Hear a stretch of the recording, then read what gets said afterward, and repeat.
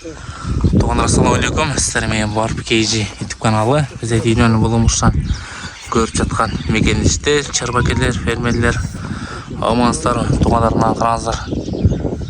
Өте гигант қошқыр сатыққа шығып жатады. Бойын биіктігі 1.4 екен. 1.4 а? Тайлайға? Жилікті қараңыздар, туғандар. Торпақтың жилігіндей бар. Қол вообще жетпейді. Біздің қолымыз кетшіне көп қалды. Тырнақтары, арқаңқы пайлары. Қараңыздар, туғандар.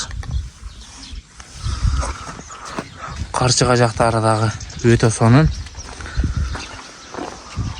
Жилгі жеген қараңыздар. Тегіз арқа алды бірдей. Көкірек жағы. Төшті қараңыздар, туғандар. Төш жағыдағы кенін.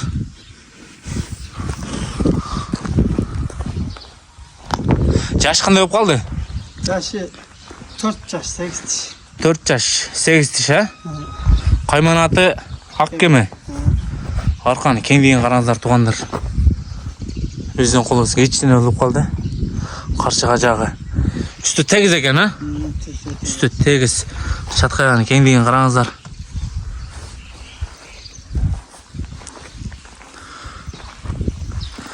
Линия қандай болып қалады, әке бұныға? Ол первазной ол қалады. Первазной, а? Первазной. Первазной екен, туғандар.